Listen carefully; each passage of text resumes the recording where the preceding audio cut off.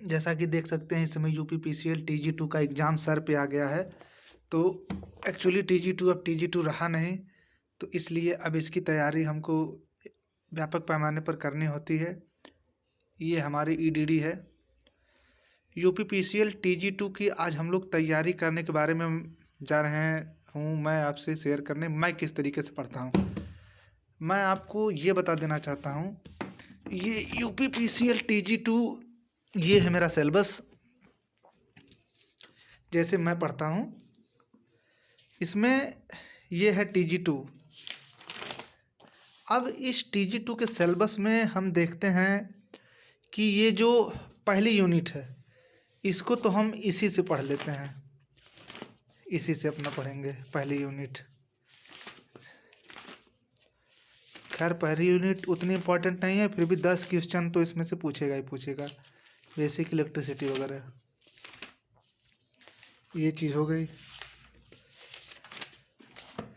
पहली यूनिट के लिए ज़्यादा इम्पोर्टेंट आपको मेरे ख्याल से ये पड़ेगी। पहली यूनिट आपको इसमें से ये इलेक्ट्रिशियन थियरी जो है, इलेक्ट्रिशियन थियरी से आप लोग इसको पहली यूनिट बहुत आराम से इसमें से आप पढ़ सकते हैं। अब बात करें यहाँ पे आ जाती है दूसरी यूनिट की। ये जो है दूसरी यूनिट और तीसरी यूनिट, इन दूसरी और तीसरी यूनिट की तैयारी के लिए मेरे पास सबसे बेस्ट बुक ये है दोस्तों, चूँकि इसमें न्यूमेरिकल क्वेश्चन भी बहुत आता है। दूसरी यूनिट में आप देखिए इलेक्ट्रिक इफेक्ट है, चुंबकत्व, संधारित्र है, AC/DC है। तो सबसे बढ़िया बुक मुझे VK मेहता की लगी। VK मेहता में सबसे बढ़िया है बेसिक इलेक्ट्रिकल है। पूरा आप अच्छे से इसको पूरा डिटेल में अध्ययन करेंगे। एक्चुअली दोस्तों यूपीपीसीएल TG2 अब TG2 रहा नहीं गया। आप लोग मॉक टेस्ट वगैरह दे रहे होंगे तो अपने आप लोगों को समझ में आ रहा होगा। बेसिक पूरा यहाँ तक इसमें DC सर्किट है, पूरा हल भी किया हुआ है। थियरम आपको नहीं पढ़ना है, नेटवर्क थियरम के बाद इलेक्ट्रोस्टैटिक्स है, बहुत बढ़िया तरीके से दिया हुआ है। इलेक्ट्रोस्टैटिक्स, कैपेसिटेंस, मैग्नेटाइज्म, अल्टरनेटिंग करंट तक। अल्टरनेटिंग करंट के बाद अगर मैं आपको बताऊं, यहाँ से देखिए लास्ट में इधर दिया है ये। वीडियो थोड़ी सी लंबी हो जा रही है मित्रों। अब जैसे ये है बेसिक इलेक्ट्रॉनिक्स यूनिट थर्ड जो आपकी है, इसमें देखिए सेमीकंडक्टर डायोड वगैरह है। डायोड आप बहुत अच्छे से पढ़ सकते हैं, इसके MCQ वगैरह लगा सकते हैं। हालांकि नॉर्मली बंदे से क्वेश्चन तो लगेगा नहीं, लेकिन आपको लगाना पड़ेगा। ट्रांजिस्टर है, ट्रांजिस्टर इसमें भी दिया हुआ है। ये किताब मुझे सबसे अच्छी लगी बेसिक के हिसाब से, ट्रांजिस्टर। फिर उसके बाद सिंगल स्टेज एम्पलीफायर है, मतलब टोटल इलेक्ट्रॉनिक्स का पोर्शन इसमें आपको एकदम पूरा कवर किया हुआ है। फिर जैसे ही आप डिजिटल इलेक्ट्रॉनिक्स आ जाते हैं, ट्रांजिस्टर आ जाते हैं, थायरिस्टर वगैरह, तो इन सब में डिजिटल इलेक्ट्रॉनिक्स बहुत ज़्यादा इंपॉर्टेंट है। थायरिस्टर और FET आप इसी से चाहो तो आराम से पढ़ सकते हो। थायरिस्टर से ज़्यादा क्वेश्चन बनता नहीं, बेसिक इलेक्ट्रॉनिक्स से आपका क्वेश्चन बनता है। फिर इसके बाद अर्थिंग और वायरिंग आ जाती है। अर्थिंग और वायरिंग आपको इसी से पढ़ना है। यही जो है सबसे बढ़िया अर्थिंग और वायरिंग इसी में दिया हुआ है। आप वायरिंग है, वैद्युत वायरिंग इससे आप क्या करिए, पढ़िए और क्वेश्चन बनाइए। वायरिंग पूरा बढ़िया से। अर्थिंग है, लेकिन मैं अर्थिंग के लिए एक अलग बुक लिया था। ये है, इसमें है अर्थिंग, बहुत अच्छा अर्थिंग दिया हुआ है। ये अर्थिंग यहाँ से है पूरा, इसमें से अर्थिंग पूरा। इसके बाद स्टीमेटिंग कास्टिंग है, ये आपकी इंटरनल वायरिंग है। इंटरनल वायरिंग के बाद यहाँ पे अभी आपका आ जाएगा पावर वायरिंग। यहाँ पे ये पावर वायरिंग है, ये पावर वायरिंग। तो इससे हमारा ये वाली यूनिट तैयार हो जाती है।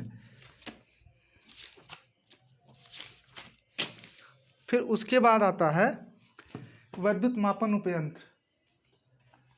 तो वैद्युत मापन उपयंत्र के लिए मैं जिस बुक से पढ़ता हूँ वो किताब ये है, इलेक्ट्रिकल मेजरमेंट। ये टी डी बिस्ट की किताब है। टी डी बिस्ट इसकी किताब में बहुत ही बढ़िया दिया हुआ है मेजरमेंट को पढ़ने के बाद इससे होता है पूरा। ये वाट मीटर है, एनर्जी मीटर है, फिर अन्य है। फिर उसके बाद ये आपका CRO वगैरह की रीडिंग वगैरह भी है इसी में। फिर आपका प्रतिरोध, प्रेरकत्व, संधारित्र का मापन वगैरह है इससे। तो ये हमारा ये हो जाता है। अब तक की मुझे सबसे बढ़िया बुक लगी ये इलेक्ट्रिकल मेजरमेंट के लिए, ये बुक हो गई। फिर उसके बाद आता है यूटिलाइजेशन। यूटिलाइजेशन हमने इससे पढ़ा है, ये है यूटिलाइजेशन। यूटिलाइजेशन में केवल एक पार्ट इसमें आपको पढ़ना है, इल्यूमेशन। आप इसमें से क्या क्या उठाए, रिवीजन किए, पढ़ते चले गए, फिर बाद में आपको प्रैक्टिस करना है। एक चीज़ यहाँ पे ये ध्यान रखना है कि प्रैक्टिस के लिए सबसे बढ़िया जो है, प्रैक्टिस आप इससे करें तो बेटर है, ITI वाली जो है, क्योंकि ITI लेवल के क्वेश्चन इसमें आएंगे।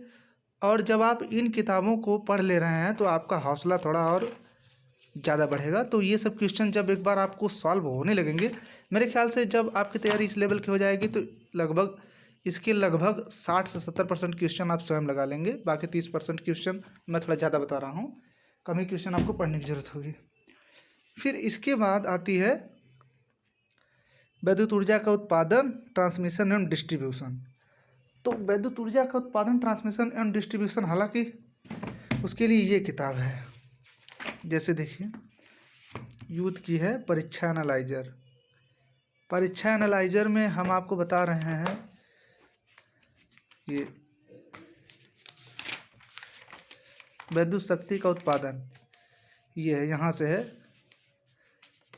Thermal power plant. आपके पास जो भी किताब है, वैसे मैं ये जो किताबें बता रहा हूँ वो मैक्सिमम तैयारी करने वालों के पास है। तो इनसे आप इसको पूरा डिटेल से पढ़ सकते हैं। छोटे छोटे में पूरा सारा दिया हुआ है, गैस टरबाइन है, ये सब है। फिर उसके बाद क्या है आपका ट्रांसमिशन एवं डिस्ट्रीब्यूशन भी इसी में बहुत अच्छा दिया हुआ है। ये है ट्रांसमिशन एवं डिस्ट्रीब्यूशन,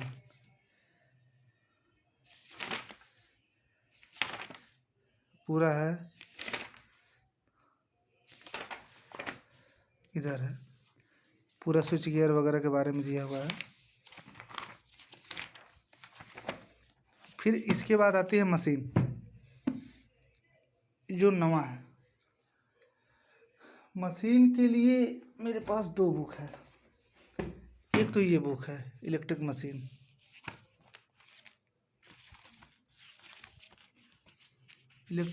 ये बुक है। इसमें induction motor, synchronous motor, electrical drive, alternator है इनसे। और एक दूसरी किताब और है, और ये है